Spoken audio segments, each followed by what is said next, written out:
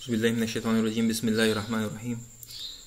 अज़ीज़ तलबा व तालिबात, आपको फिर से इस क्लास में खुशामदीद कहता हूँ। B.Ed फर्स्ट की ये क्लास है, human development and learning. Code है 316।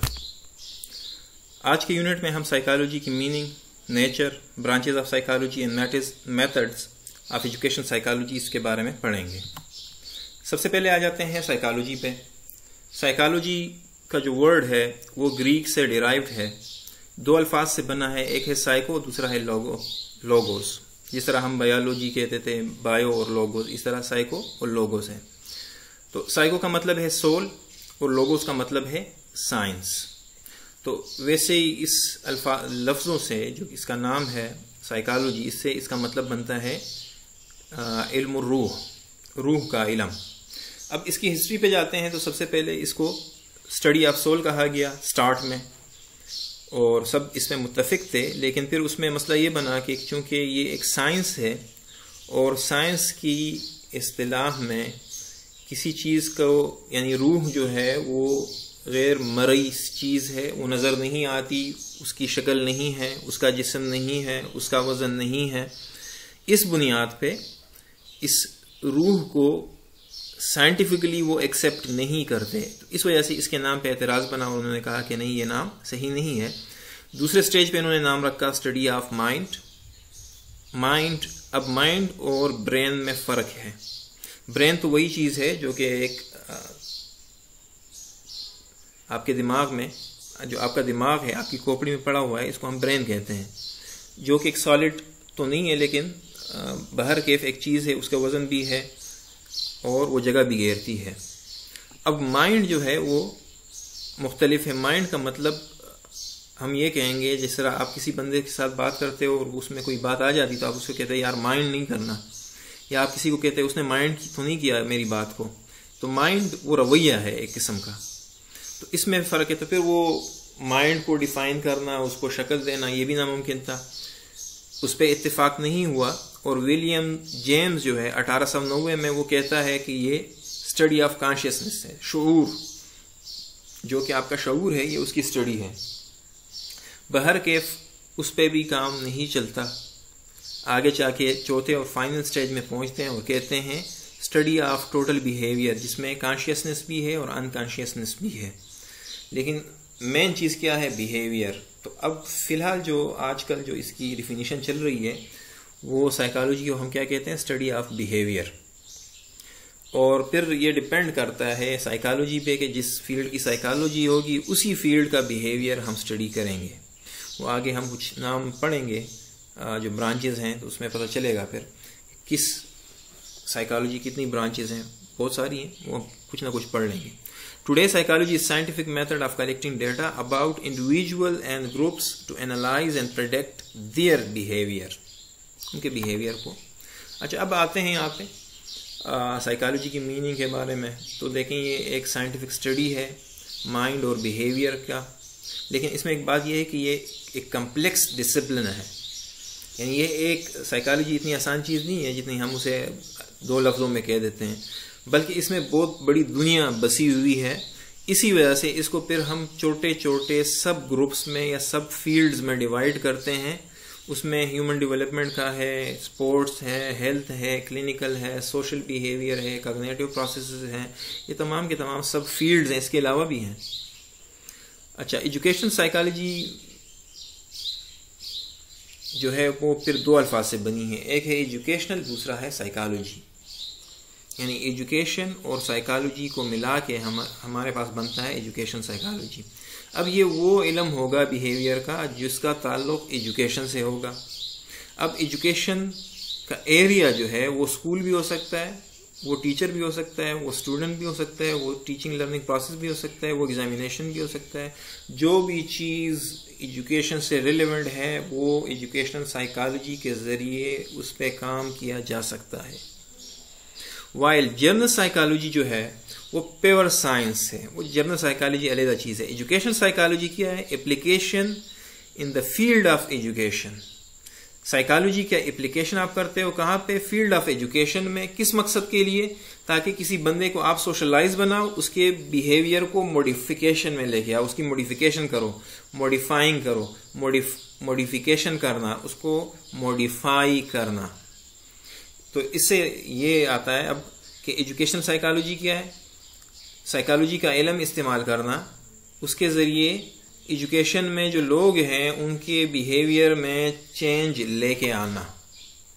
अब स्टीफन एक बंदा गुजरा है, साइकोलॉजिस्ट है, वो क्या कहता है? वो कहता है psychology, education psychology is the systematic study of the educational growth and development of a child. बच्चे की जो ग्रोथ और डेवलपमेंट है उसकी सिस्टमैटिक तरीके से अगर हम उसका मुतालिया करते हैं तो उसे क्या कहेंगे? Education psychology. जुड एक और साइकोलॉजिस्ट है, वो क्या कहते हैं? वो कहते हैं कि एजुकेशन साइकोलॉजी जो है वो एक साइंस है। वो क्या करती है? वो हमें बताती है, एक्सप्लेन करती है उन तगय्युरात के बारे में, उन चेंजेस के बारे में जो कि वक़ूअ पज़ीर होती हैं बच्चों में जब वो मुख्तलिफ स्टेजेस से गुजरते हैं।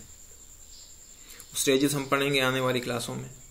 अच्छा, पील एक और साइकोलॉजिस्ट है, वो क्या कहता है? वो कहता है education psychology is the science of education. Simple कर देता है, वो कहता है कि बस एजुकेशन साइकोलॉजी क्या है? वो साइंस है। किस चीज का साइंस है? एजुकेशन का। अच्छा, nature wise its nature is scientific. ये साइंटिफिक है since it has been accepted that it is a science of education. इसी वजह से इसको साइंस ऑफ एजुकेशन कहते हैं।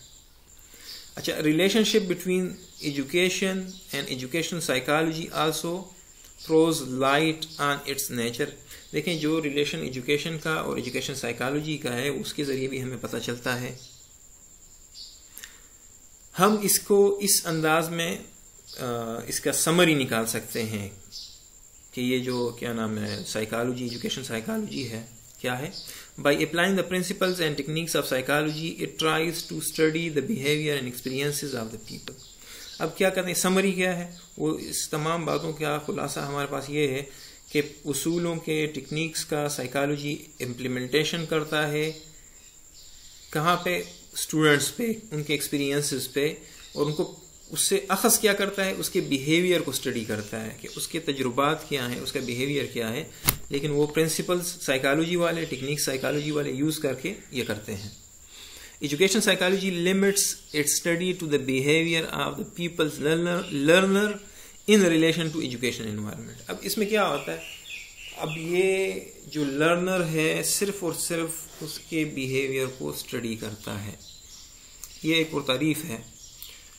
ये ज़रूरी नहीं है कि सिर्फ वो लर्नर हो, क्योंकि टीचर को भी आप ला सकते हैं उसमें। एजुकेशन साइकोलॉजी जब आप करते हो तो टीचर का, उसकी भी एजुकेशन साइकोलॉजी होगी फिर वो। बहर कैफ यहाँ पे ये काफ़ी है इसको बयान करने के। अच्छा, इसके बाद क्या कहते हैं? It gives the necessary knowledge and skills, technical guidance for giving education to peoples in a satisfactory way. अच्छा, एजुकेशन साइकोलॉजी से हमें क्या फ़ायदा मिलता है? फ़ायदा क्या मिलता है? फ़ायदा ये मिलता है कि हमें पता चलता है किस तरीके से क्या पढ़ाना है। It is applied positive science. ये एक अप्लाइड पॉजिटिव साइंस है। पॉजिटिव साइंस फ़ायदा देने वाली, अप्लाइड क्या? उसकी एप्लीकेशन होती है। अप्लाइड साइंसेस भी इसको कहते हैं। अच्छा, एजुकेशनल साइकोलॉजी मुकम्मल परफेक्ट साइंस नहीं है। जिस तरह नेचुरल साइंसेज हैं, फिजिक्स है, मैथमेटिक्स है, इस तरह नहीं है। अच्छा, it implies scientific methods and adopts scientific approach to study the behavior of an individual in educational environment। वही बात कि ये एक इंडिविजुअल का बिहेवियर को स्टडी करता है किस चीज़ में? एजुकेशनल एनवायरनमेंट में।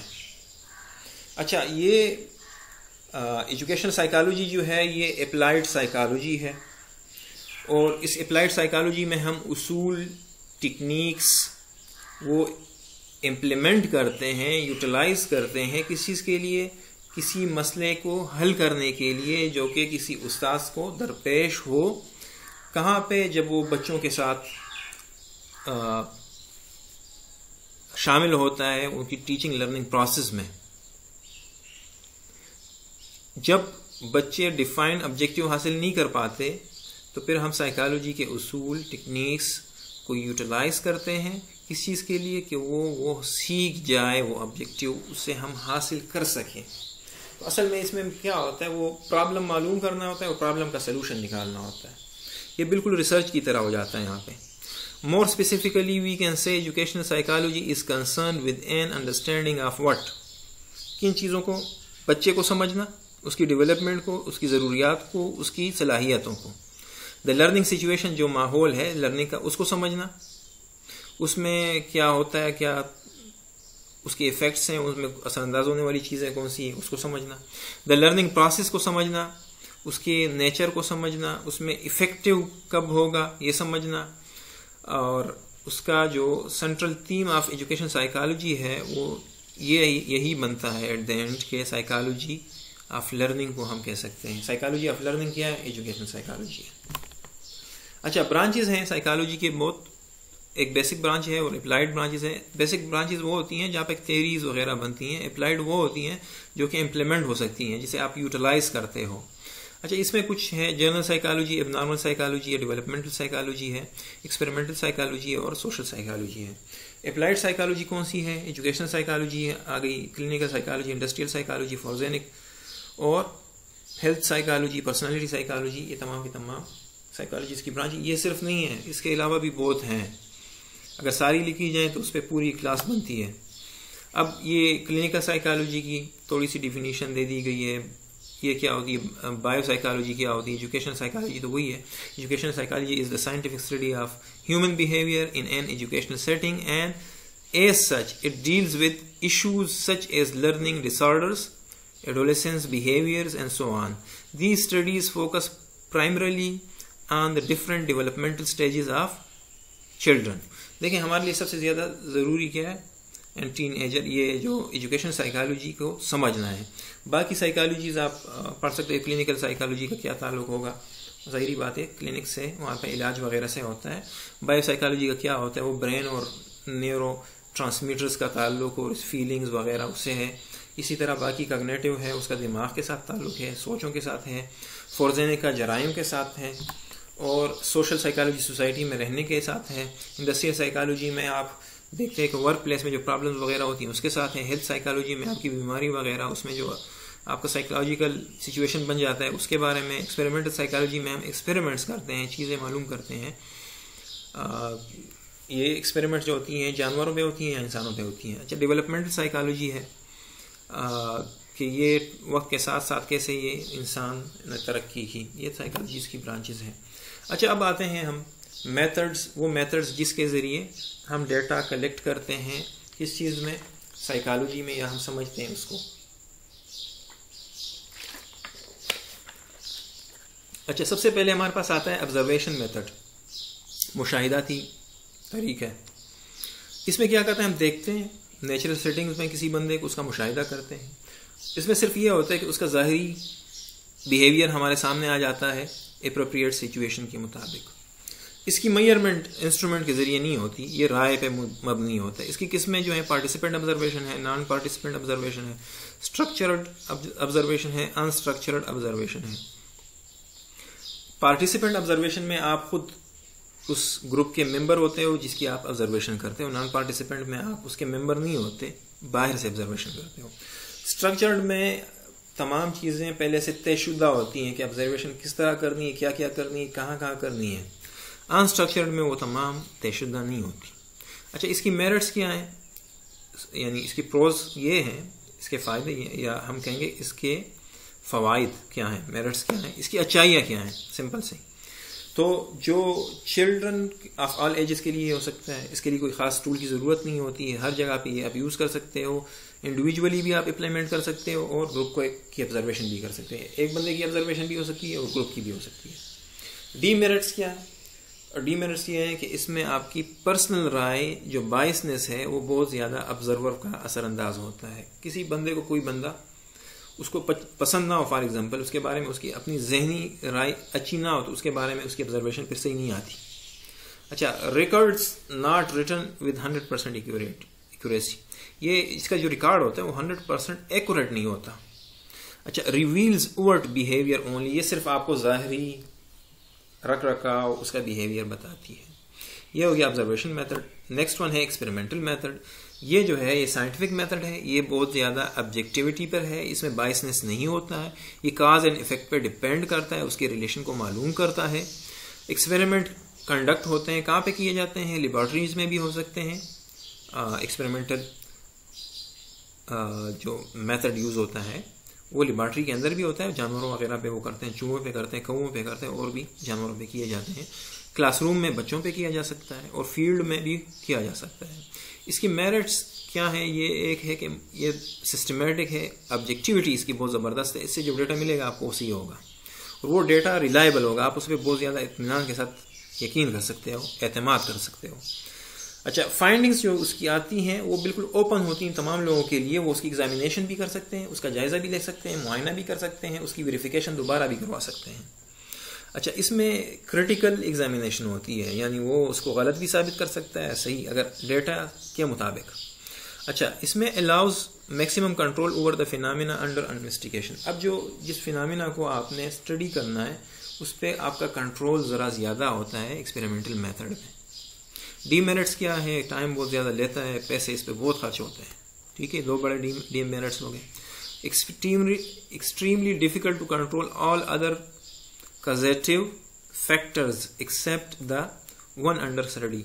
इसमें यह मसला होता है ना, कॉजेटिव जो वेरिएबल होता है जो कि वैसे ही आ जाता है, एक मोडिएटर वेरिएबल होता है, कॉजेटिव होता है, एक इंडिपेंडेंट वेरिएबल होता है, एक डिपेंडेंट। ये हम पढ़ेंगे इंशाल्लाह एजुकेशनल रिसर्च में। लेकिन ये कॉजेटिव इसकी वजह से कुछ हो जाता है, ये खुद होता नहीं है किसी काम का, लेकिन इसकी वजह से कोई मसला बन जाता है। मिसाल के तौर पर क्लास में शोर का होना, बहुत ज़्यादा शोर हो तो उसमें वो शोर इफेक्ट करता है किस चीज़ को? किसी लेक्चर को, किसी स्टडी को वो इफेक्ट करता है।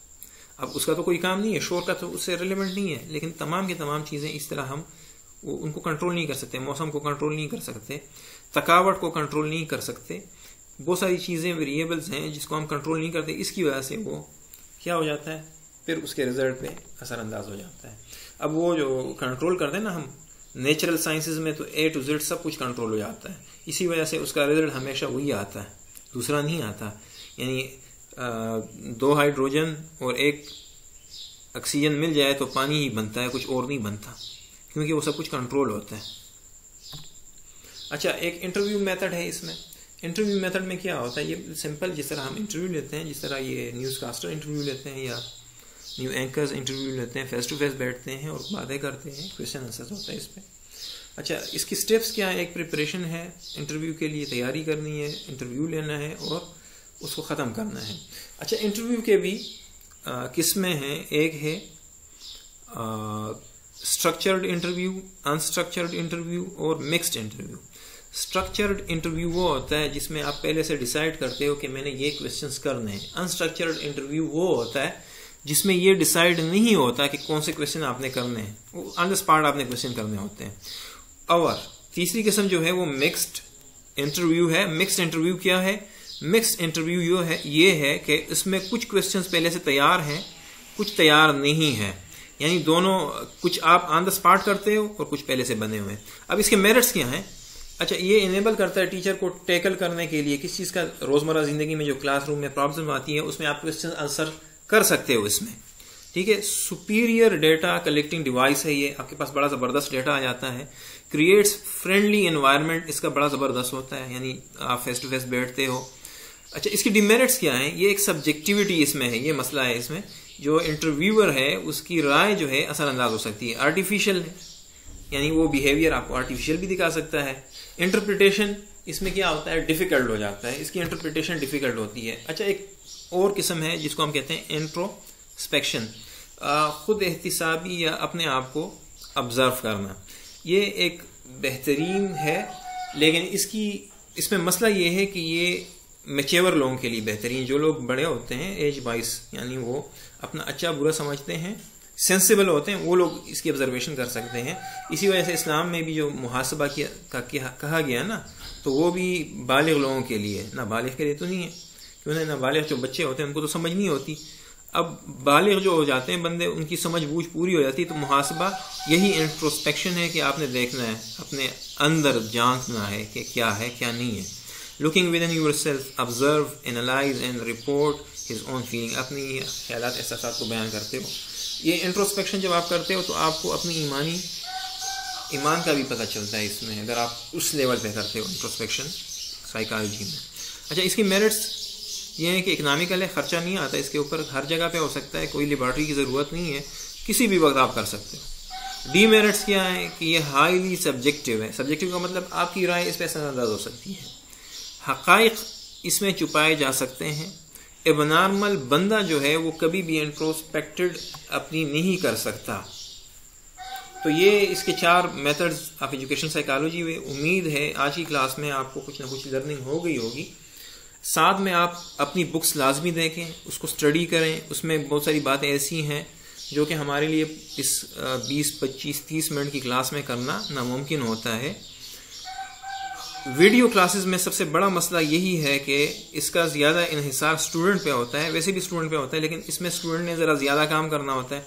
चूँकि आप यूनिवर्सिटी लेवल के स्टूडेंट्स हो, मैच्योर स्टूडेंट्स हो, आपको अपने अच्छे और बुरे का खुद पता है, लिहाजा हम उम्मीद करते हैं कि इसके साथ आप अपनी स्टडी जारी रखेंगे। इसके अलावा अगर आपका कोई क्वेश्चन हो तो आप व्हाट्सएप पे कर सकते हो, मेरा जीमेल है, जीमेल पे भी कर सकते हो। अब तक के लिए काफ़ी है। उम्मीद है इंशाअल्लाह नेक्स्ट वीक फिर दोबारा आमने सामने होंगे वीडियो के ज़रिए। तब तक के लिए इजाज़त चाहता हूँ। अल्लाह हाफिज़, शुक्रिया।